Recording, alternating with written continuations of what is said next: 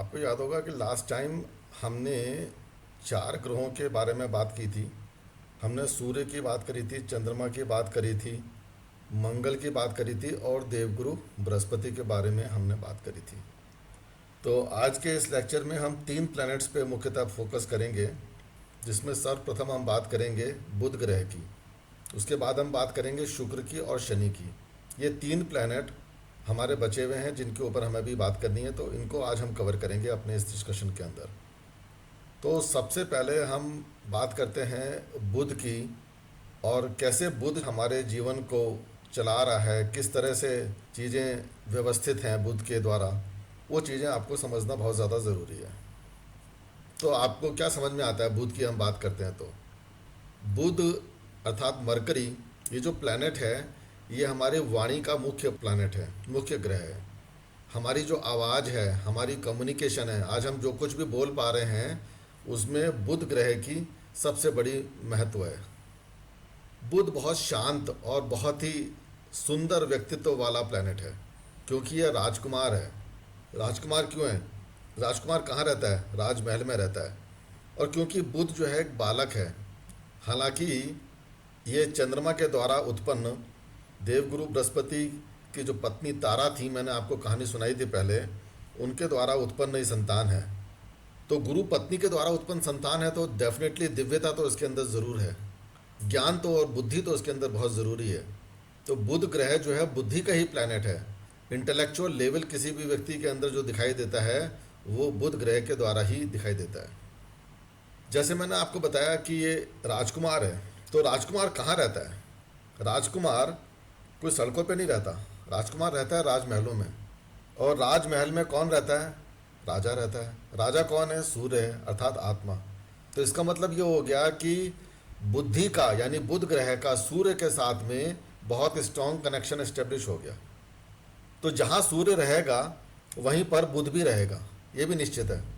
जो सूर्य है, जो कि राजा है, तो सूर्य कुंडली में कहीं भी किसी भी घर में अगर बैठा होगा, तो 80% केसेस के अंदर आप देखेंगे कि बुध उनके साथ में बैठा हुआ मिलेगा। और कुछ केसेस में आप देखेंगे कि बुध जो है सूर्य जहाँ पर भी बैठे हुए हैं उससे एक घर पहले है या एक घर बाद में है। बस इन तीन घरों की यात्रा है इस बुध ग्रह की। जहाँ सूर्य रहेगा उसके साथ साथ बुध को चलना उसकी मजबूरी है।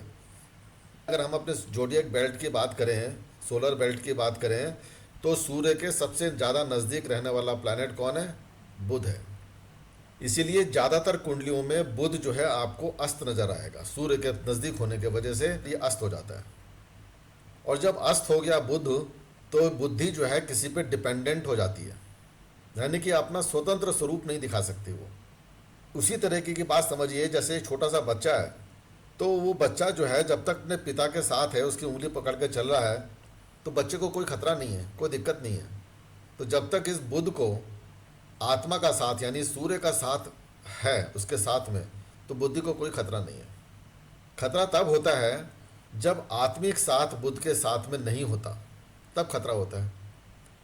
यानी कि जहाँ पे सूर्य के साथ में बुध का योग नहीं बन रहा है, बुध पहले कहीं बैठा हुआ है सूर्य से, तो वहाँ पर बुध जो है आपको परेशानियाँ देगा। सूर्य के साथ में अगर बैठा हुआ बुध है तो ये बहुत पावरफुल है। क्यों पावरफुल है? क्योंकि बच्चा अपने पिता के साथ में है, तो उसको कोई खतरा ही नहीं है। तो बच्चा अपनी पूरी क्षमता से काम करेगा अगर वो सूर्य से अस्त नहीं है तो बच्चा बहुत क्यूरियस है, क्यूरियोसिटी बहुत है उसके अंदर। तो बच्चा जो है हर चीज़ को सीखने के पीछे दौड़ता है, छोटी से छोटी बात भी उसको सीखनी होती है, और उसकी याददाश्त बहुत ज़रूरी अच्छी होती है। तो बुध जो है हमारे बुद्धि को रिप्रेजेंट करता है, हमारे नर्वस सिस्टम को रिप्रेजेंट करता है, हमारे ब्रेन को रिप्रेजेंट करता है। और हमारी इंटेलेक्चुअल पावर कहाँ से आती है? ब्रेन से आती है। जितनी भी हम शिक्षा ग्रहण करते हैं, सारी की सारी शिक्षा कौन देता है हमको? बुध देता है, क्योंकि बच्चे ही तो सीखता है। बूढ़े लोगों को आप सिखाना शुरू करो तो कितना समझ पाएंगे? वो नहीं समझ सकते। तो जितनी भी एजुकेशन है, एजुकेशन जो है बुध ग्रह के द्वारा ही चलती है। तो एजुकेशन का प्रधान देवता कौन है? बुध है। बुध अगर सूर्य के साथ में बैठा हुआ है तो बुध आदित्य योग का निर्माण कर देता है। तो बुध आदित्य योग बनेगा कुंडली के अंदर। तो आदित्य कौन है? सूर्य। यानी कि बुद्धि के द्वारा और अपने कौशल के द्वारा व्यक्ति जो है बहुत उच्च श्रेणी का सम्मान, मान सम्मान, प्रतिष्ठा अर्जित करता है। उसकी वाणी में एक तेज ओज देखने को ज़रूर मिलता है। तो बुध जो है, जैसे मैंने आपको बताया, इंटेलिजेंस का देवता है। आपके पास में कितनी क्रिएटिविटी है, बच्चे के पास बहुत क्रिएटिविटी है। कितनी आपके पास क्रिएटिविटी है, कितनी आपके पास इंटेलिजेंस है, कितनी आपकी अच्छी सुंदर कम्युनिकेशन है, कितनी अच्छी आपके पास एजुकेशन है, ये सारा का सारा बुध ग्रह निर्धारित करता है। बुध ग्रह एक प्रधान कारक है दोस्ती का भी, क्योंकि बच्चे को क्या चाहिए, दोस्त चाहिए, यार दोस्त चाहिए। तो जितने भी दोस्त आपकी नज़र में आते हैं, तो आपके वो सारे दोस्त बुध के द्वारा, यानी बुध ग्रह के द्वारा रिप्रेजेंट होते हैं आपकी कुंडली के अंदर। बुध जो है बिजनेस का प्रधान कारक है। क्यों है प्रधान कारक? क्योंकि बुध मैथमेटिक्स को दिखाता है, अकाउंट्स को दिखाता है। और जितना भी मैथमेटिक्स है, अकाउंट्स है, सबसे ज़्यादा कहाँ यूज़ होता है? आपके बिजनेस में यूज़ होता है, जहाँ पे आप अपनी बिजनेस की बुक्स को, अकाउंटिंग बुक्स को लिखते हैं, मैनेज करते हैं। तो वो सारी चीज़ें जो है आपको बुध ग्रह में देखने को मिलेंगी। बिजनेस, अगर आप किसी की व्यक्ति के बारे में प्रेडिक्ट कर रहे हैं, बिजनेस के बारे में कुछ भी आप ज्योतिषी गणनाएं कर रहे हैं, तो क्या देखना है आपको? बुध ग्रह को ज़रूर देखना पड़ेगा। कोई नॉलेज एक्वायर कर रहे हैं, कोई आप ज्योतिष की शिक्षा ले रहे हैं इस समय, तो आप ध्यान रख सकते हैं अपने दिमाग में कि बुध ग्रह कहीं ना कहीं पीछे से कार्य कर रहा है। बिना बुध के इन्वॉल्वमेंट के आप ज्योतिष की शिक्षा भी नहीं ले सकते, किसी भी प्रकार की कोई शिक्षा नहीं ले सकते। जितनी भी किताबें हैं, पुस्तकें हैं, जितने भी पब्लिकेशंस हैं, पब्लिकेशन हाउसेज हैं, जितने भी प्रोफेशन आपको शिक्षा से संबंधित नज़र आते हैं, स्कूल कॉलेजेस में आप पढ़ा रहे हैं, आप लेक्चरर बने हुए हैं, वो सारे प्रोफेशंस जो हैं विद्या और शिक्षा से संबंधित, वो बुध ग्रह के द्वारा संचालित होते हैं। परंतु अगर आप किसी बहुत बड़े कंसल्टिंग बिजनेस में हैं, या किसी विश्वविद्यालय में आप उच्च शिक्षक बने हुए हैं, जैसे कि प्रोफेसर बने हुए हैं, सीनियर लेक्चरर बने हुए हैं, आप बड़ी बड़ी शिक्षाएं दे रहे हैं जो कि हायर लर्निंग के अंतर्गत आती हैं, स्पेशलाइज्ड लर्निंग के अंतर्गत आती हैं, वो जो प्रोफेशन है वो बृहस्पति के द्वारा गवर्न होता है, जैसे मैंने पिछली बार बताया था। और जितनी भी छोटे स्कूल्स हैं, छोटे विद्यालय हैं, छोटी शिक्षाएं हैं, वो सारी की सारी आपकी बुध ग्रह के द्वारा गवर्न होती है। क्योंकि बुध ग्रह सुंदरता का भी कारक है। क्यों? क्योंकि इसको सुंदरता किसके साथ पसंद है? सुंदरता का प्लैनेट है शुक्र। शुक्र कौन है? बुध का मित्र है। और जितनी भी सुंदरता है, यानी सुंदरता सबसे ज़्यादा कहाँ मिलती है? प्रकृति की सुंदरता, फूलों में सुंदरता जो है वो बुध ग्रह की वजह से। तो बुध जो है फ्लावर्स को, यानी फूलों को भी रिप्रेजेंट करता है। हमारी बहन, बेटी, बुआ, मौसी, ये जो चारों रिश्ते हैं, ये बुध ग्रह के द्वारा संचालित होते हैं। हमारे जो अंकल हैं, अंकल को भी बुध ग्रह ही रिप्रेजेंट करता है, खास तौर पे मैटरनल अंकल को। जितना भी हम अपनी राइटिंग देते हैं, लिख कर देते हैं कोई बात है, वो सारी जो है राइटिंग्स हमारी कौन करता है? बुध ग्रह करता है। हमारा भांजा है, भतीजा है, ये रिश्ते भी जो है कौन गवर्न करता है? ये भी बुध ही करता है।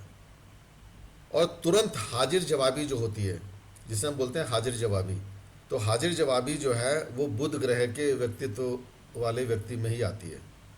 अब हाजिर जवाबी में बुध ग्रह अगर वक्री स्थिति में बैठा हुआ है, तो व्यक्ति जो है हाजिर जवाब तो ज़रूर होगा, लेकिन बहुत ज़्यादा सोचेगा नहीं, पहले बोलेगा, उसके बाद बुद्धि लगाएगा।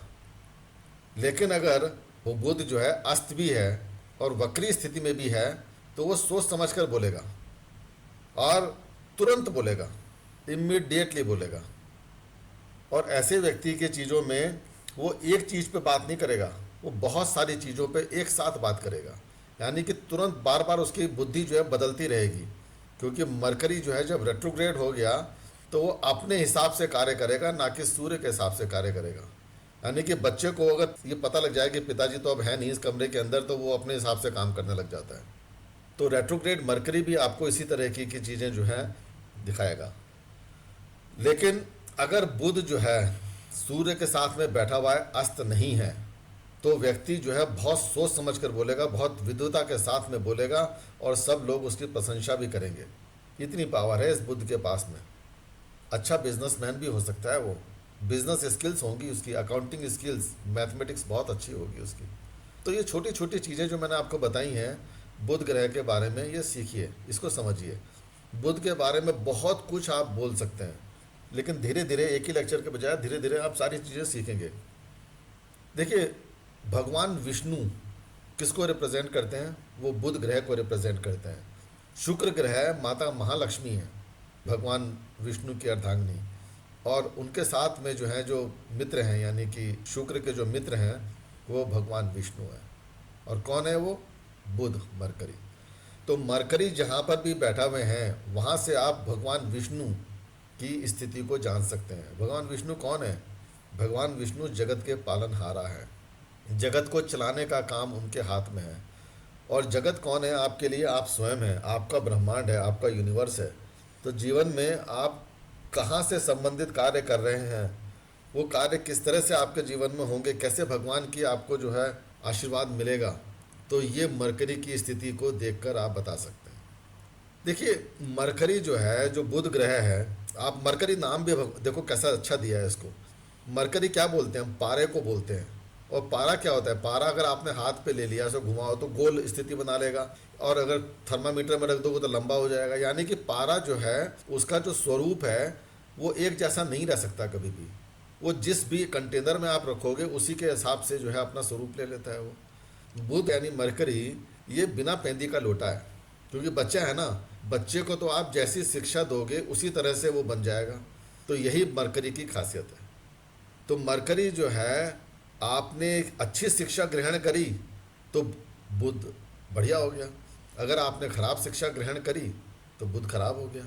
बुध जिस भी ग्रह के साथ में बैठेगा उसकी क्वालिटीज़ अपने अंदर ले लेता है। राहु के साथ में बैठेगा तो राहु की तरह से काम करेगा। सूर्य के साथ में बैठेगा तो बुध आदित्य योग बनाएगा। बृहस्पति के साथ में बैठेगा तो महापांडित्य योग बना देगा। शुक्र के साथ में बैठेगा तो वैभव संपन्नता देने लग जाएगा इंसान को। तो कुल मिलाकर बुध जो है, डिपेंड करता है कि किस प्लैनेट के साथ में बैठा हुआ है, और वो प्लैनेट किस तरह के का स्वभाव अपने पास में रखे हुए है, उसी हिसाब से आप बुध ग्रह के बारे में कोई भी बात कह सकते हैं। देखिए, बुध ग्रह की जो महादशा है, आपको पता होगा कि 17 साल की होती है। और ये 17 साल जो बुध है, ये हमारा बंधन है। तो बुध ग्रह को समझना है तो बंधन को समझना पड़ेगा। जब भी इस महादशा शुरू होगी तो इस 17 साल के केस में आपको बंधन महसूस होगा। आपको लगेगा कि आप किसी बंधन में बंधे हुए काम कर रहे हैं। और ये बंधन किसका है? आपके कर्मों का बंधन है, जो कि आपने पिछले जन्मों में करे हैं। तो बुध ग्रह जो प्लैनेट है, जो बुद्धि है, आपको ऑटो पायलट मोड में चलाती है, फ्लाइट मोड में। और फ्लाइट मोड में क्या होती है कि आप क्या काम कर रहे हैं आपको पता ही नहीं होता है। बुध की महादशा ज़्यादातर उस तरह के कार्य करा देती है जो आप कई बार बिना सोचे समझे भी काम कर जाएंगे, क्योंकि बुध पिछले जन्मों के कार्मिक बंधनों को दिखाता है। और जब भी कार्मिक बंधनों की बात होती है तो बुध को भी देखिए, साथ ही साथ अपनी कुंडली में बैठे हुए वक्री प्लैनेट्स को देखिए कि ऐसे कौन कौन से ग्रह हैं जो वक्री स्थिति में बैठे हुए हैं। तो वक्री स्थिति में बैठे हुए प्लैनेट्स पिछले जन्मों के पेंडिंग कर्मास को आपको बताएंगे। और बुध ग्रह अपनी महादशा में उन पेंडिंग कर्मास को पूरा करने के लिए आपसे कर्म भी करवाएगा। ये बात आप अच्छी तरह से ध्यान रखिएगा। तो 17 साल की जो बुध की महादशा है, ये बंधन होता है। बुध के पास में किसकी दशा आती है? केतु की। तो केतु इज ए प्लैनेट जो कि बंधन काटता है। केतु का काम है बंधन काटना। यानी कि जो बंधन आपको महसूस हो रहा था बुध की दशा में, जब केतु की दशा आती है तो आपको अचानक से ऐसा लगता है कि आप एक दूसरी दुनिया में आ गए। आपके बंधन कटते हैं, आपकी बुद्धि भी खुलकर काम करने लग जाती है। तो बुध एक ऐसा प्लैनेट है। आपको कई बार लगता होगा कि घर में एक छोटा बच्चा है और आप कहीं आ जा नहीं पा रहे हैं। क्यों नहीं आ जा पा रहे हैं? आप क्या बोलेंगे सब लोगों को? क्या करें भैया, छोटा बच्चा है यार, कहीं आ जा नहीं सकते हम लोग। यानी छोटा बच्चा जो है वो, यानी बुध, वो बंधन बन गया आपके लिए, जीवन की आज़ादी को रोकने का काम कर रहा है। तो ये जो बुद्धि है, ये हमारे आगे की जर्नी में कहीं ना कहीं हमको बंधन का काम करती है। हमारी आत्मा की जर्नी क्या है? आत्मा की जर्नी है हमारी भगवान शिव से पुनः एकाकार स्थापित करना। यही तो है मोक्ष। मोक्ष प्राप्त करना तो हर आत्मा का कर्तव्य है, प्रधान कर्तव्य है, वही अंतिम गोल भी है। तो अंतिम उद्देश्य को प्राप्त करने के लिए बुद्धि सबसे बड़ी बाधक है। यानी कि जो व्यक्ति जितना बुद्धिमान होगा वो ईश्वर से दूर चला जाता है। अब बुद्धिमान अगर वो सही मायने में हुआ, सही अर्थों में अगर वो बुद्धिमान है, तो ईश्वर के नज़दीक जाने के लिए अपनी बुद्धि का सही इस्तेमाल करेगा। लेकिन अगर वो बुद्धिमान व्यक्ति यानी कि बुध ग्रह ऐसा खराब है तो वो अपनी बुद्धि को गलत तरीके से चलाने की कोशिश करेगा और कभी भी ईश्वर के पास में नहीं जा सकेगा। इसीलिए बुध को जो है बंधन माना गया है। तो ज़्यादा स्मार्ट होना वो भी खराब है, और ज़्यादा बेकार होना, निष्क्रिय होना, बुद्धिहीन होना वो भी खराब है। लेकिन सरस होना, सरल होना, वो ईश्वर के नज़दीक जाने का सबसे प्रधान एरिया है। सरस होने का क्या मतलब है कि बुद्धि का उपयोग, बुद्धिमान होते हुए भी बुद्धि का उपयोग ना करना, भगवान को समर्पित हो जाना, ये जो है एक सबसे अच्छे बुद्ध की पहचान है। इसलिए भगवान विष्णु भी तो कहते हैं ना कि तुम सब कुछ मुझ पे छोड़ दो, मुझे समर्पित कर दो, यानी कि अपनी बुद्धि भी जो है आप मुझे समर्पित कर दो। यानी कि आपने अपना बुध ग्रह किसको दे दिया? जो उसके आराध्य देव हैं, यानी भगवान विष्णु को दे दिया आपने बुद्धि को। तो ठीक है, उसके बाद तो प्रभु के साथ एकाकार आपका स्थापित होगा ही होगा, ज़रूर होगा। बुध ग्रह जो प्रोफेशंस दिखाता है वो प्रोफेशंस होंगे जिसमें वाणी का उपयोग होता है और इंटेलिजेंस का उपयोग होता है। आज मैं आपको ये जो शिक्षा दे रहा हूँ, जो लेक्चर दे रहा हूँ, आप देख रहे हैं इसमें मेरी वाणी का उपयोग हो रहा है, कहीं ना कहीं मेरी इंटेलिजेंस भी यूज़ हो रही है, ज्ञान मेरा यूज़ हो रहा है। कौन ग्रह काम कर रहा होगा इसके लिए? ऑब्वियसली बुध ग्रह अच्छा काम कर रहा है इसके लिए। तो जितने भी लोग आप देखते हैं जो अपने वाणी के द्वारा, अपनी बुद्धि के द्वारा अपने जीवन में सफल बने हैं, वो सब कहीं ना कहीं बुध ग्रह के द्वारा प्रभावित ज़रूर होंगे, पॉजिटिव वे में। मोदी जी जो हैं पूरे जहाँ कहीं भी जा रहे हैं अपनी रेस्पेक्ट हासिल कर रहे हैं, सफल हो रहे हैं, तो उसमें बुध ग्रह का भी एक बहुत बड़ा योगदान है। उनकी कुंडली उठा के देखिएगा तो बुध ग्रह अच्छी कंडीशन में मिलेगा। तो जितने भी वकील हैं, कोर्ट कचहरी में, अदालतों में मुकदमे लड़ते हैं, तो उनके लिए भी उनकी कुंडली में भी आप देखेंगे तो बुध ग्रह एक प्रधान रोल चला रहा होगा अपना, उसका एक अपना पॉजिटिव एजेंडा होगा। जितने भी जर्नलिस्ट हैं जो टीवी के ऊपर आते हैं, न्यूज़ सुना रहे हैं आपको, जितने भी जर्नलिस्ट बाज़ार में घूम रहे हैं, वो सब के सब बुध ग्रह से चलने वाले प्राणी हैं। जितने भी एडवाइज़र्स हैं जो अपनी कंसल्टेंसी बिजनेस खोलकर बैठे हुए हैं, डिसिप्लिन्ड वे में कंसल्टेंसी दे रहे हैं, वो सारे के सारे लोग बुध ग्रह से प्रभावित होते हैं। जो चार्टर्ड अकाउंटेंट्स हैं, जो सॉफ्टवेयर इंजीनियर्स हैं, जो डेटा साइंस जैसे फील्ड में काम करते हैं, जो एनालिटिक्स के फील्ड में काम कर रहे हैं, जो पॉलिटिशियंस हैं, जो टीचर्स हैं, जो स्कूल्स में पढ़ा रहे हैं, कॉलेजेस में पढ़ा रहे हैं, जो राइटर्स हैं, जो किताबें लिख रहे हैं, और जिस तरह से मैं हूँ एस्ट्रोलॉजर, तो जितने भी एस्ट्रोलॉजर्स हैं ये सब के सब बुध ग्रह से प्रभावित हैं। इनकी कुंडली उठा के देखेंगे, बुध ग्रह की स्थिति अगर अच्छी है तो ये अपने इस प्रोफेशन में सफल हो रहे होंगे, और बुध ग्रह की स्थिति अगर अच्छी नहीं है तो निश्चित रूप से ये अपने फील्ड में परेशानी अर्जित कर रहे होंगे, परेशानी झेल रहे होंगे, ये निश्चित है। अगर कोई व्यक्ति बहुत बड़ा स्ट्रेटेजिस्ट है, स्ट्रेटेजी बनाता है, रणनीतियाँ तैयार करता है, तो क्या है, उसकी कुंडली में कहीं ना कहीं बुध ग्रह अच्छी स्थिति में बैठा होगा, ये बिल्कुल निश्चित है। देखिए, बुध ग्रह को अगर हमने समझना है तो एक चीज़ और ध्यान रखिएगा आप, बुध ग्रह को समझने के लिए राशियों को समझिए। सबसे पहले बुध ग्रह, मैंने बताया उसका स्वभाव और स्वरूप दूसरे प्लैनेट से ग्रहण करता है ये, और साथ ही साथ जिस राशि में यानी जिस घर में ये बैठता है वहाँ से भी ये बहुत कुछ ले लेता है।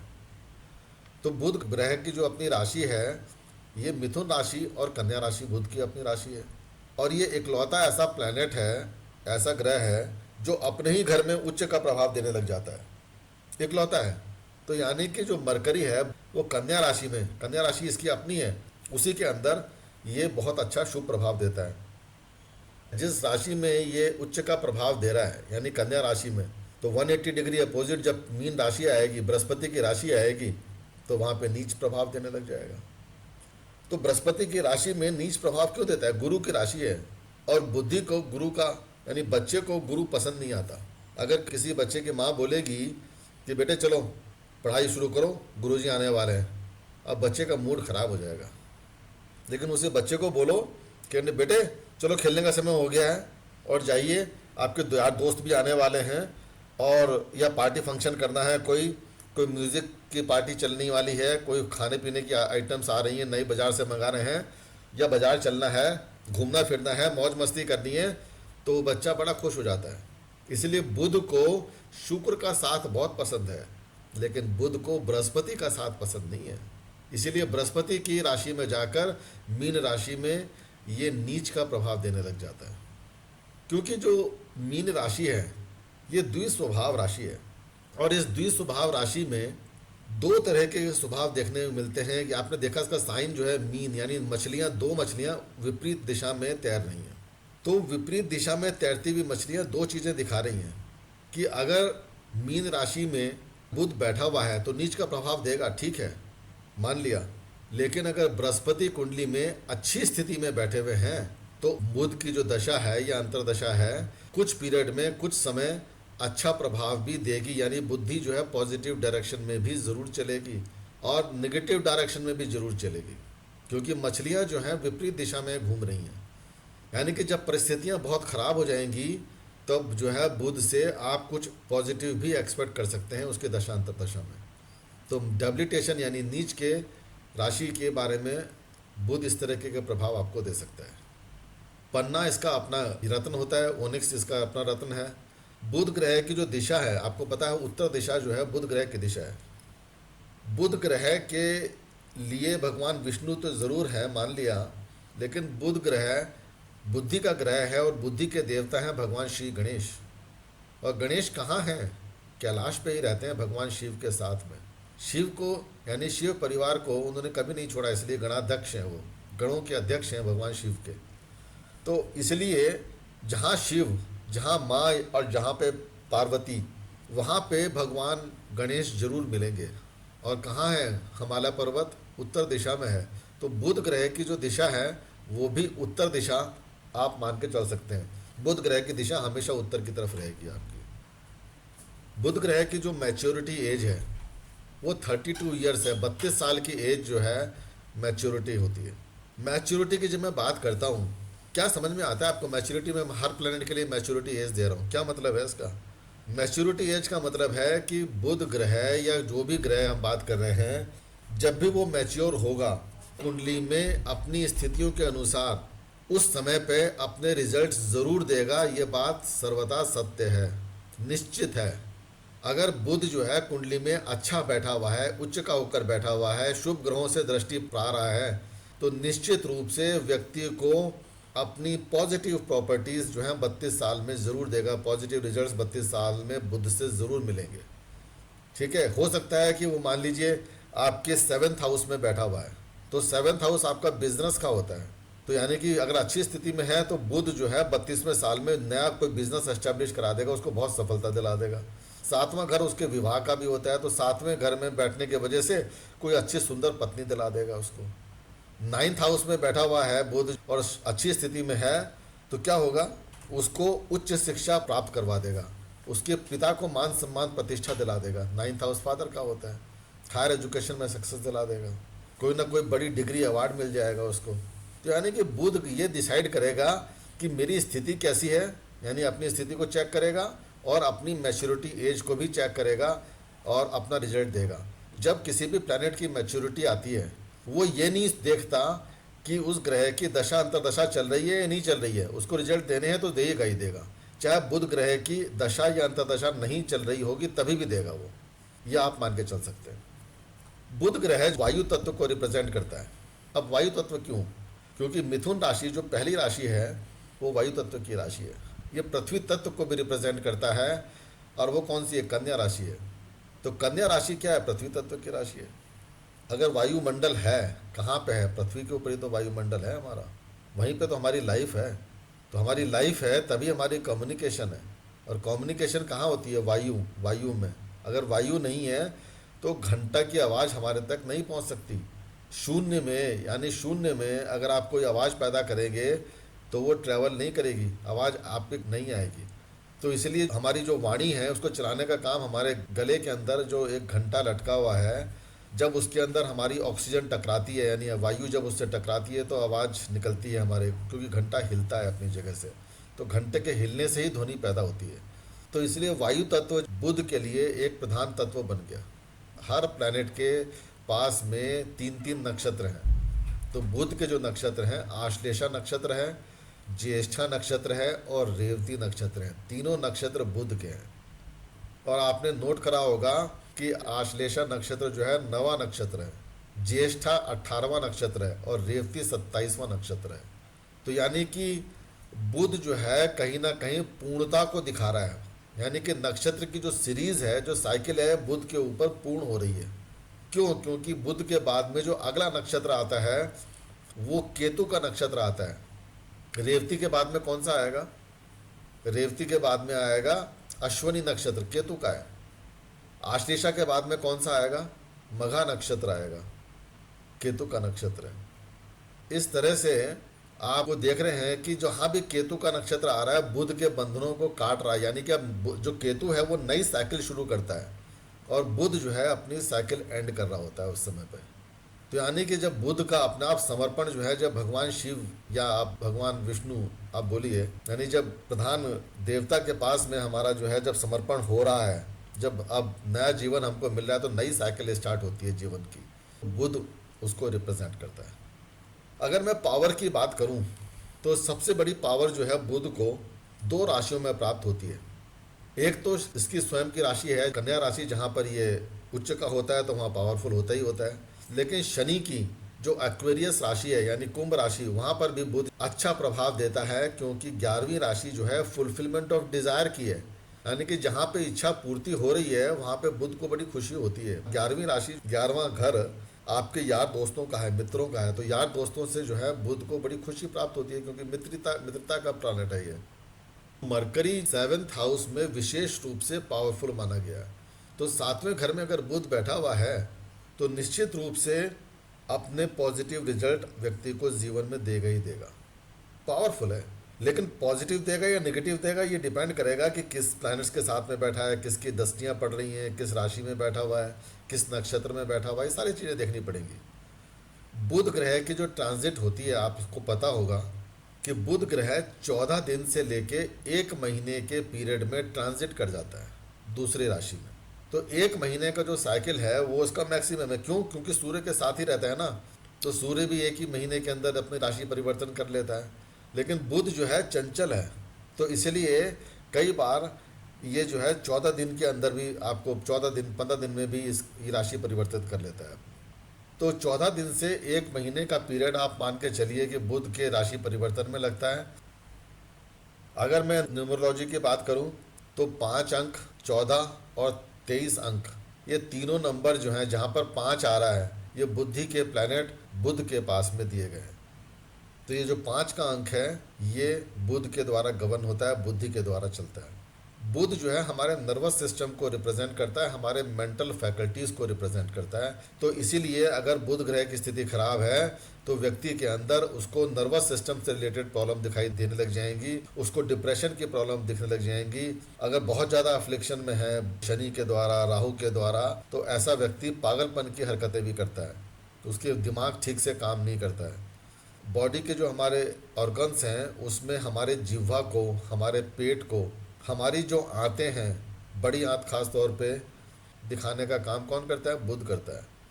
न्यूरॉन्स जहाँ पे हैं हमारे, कहाँ होते हैं? ब्रेन्स के अंदर होते हैं। तो ब्रेन को कौन रिप्रेजेंट करेगा? बुध रिप्रेजेंट करेगा, जहाँ पे हमारी बुद्धि है, जहाँ पे हमारी याददाश्त है। तो अगर किसी व्यक्ति की याददाश्त चली गई, आप क्या बोलेंगे? कुंडली में बुध खराब स्थिति में बैठा हुआ है, सीधी सी बात है। मस्कुलर टिश्यूज़ जो होते हैं वो भी बुध के द्वारा रिप्रेजेंट होते हैं, हमारी नर्व्स को। किसी को साइटिका का पेन हो रहा है, यानी कि वो नर्व दब रही है, जो बैकबोन में आपकी रीढ़ की हड्डी के नीचे है, वो नर्व दब रही है, उसी वजह से तो पेन हो रहा है। कौन जिम्मेदार है उसके लिए? मरकरी जिम्मेदार है। यानी कि बुध ग्रह की स्थिति खराब दिखेगी आपको। हमारी सेंसेस हैं, हमारी परसेप्शन है किसी भी व्यक्ति के बारे में, किसी भी चीज़ के बारे में, कौन बताता है? बुध ग्रह बताएगा। जो बालों का भी एक इम्पॉर्टेंट कारक ग्रह है, बुध को बताया गया है।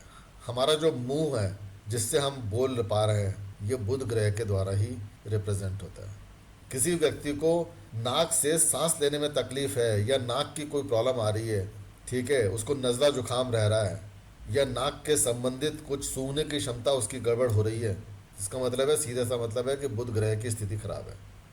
कोई व्यक्ति गूंगा है, ठीक से बोल नहीं पा रहा है, कोई स्टैमरिंग करता है, हकलाकर बोलता है, बुध ग्रह गड़बड़ है। किसी व्यक्ति को अस्थमा हो रहा है, यानी लंग्स के अंदर टीबी हो गई, किसी को सांस लेने में तकलीफ आ रही है, ब्रोंकाइटिस हो गई, किसी के सर में दर्द हो रहा है, बहुत तेज़ दर्द हो रहा है, ब्रेन में दर्द हो रहा है, क्या मतलब है? बुध ग्रह खराब है।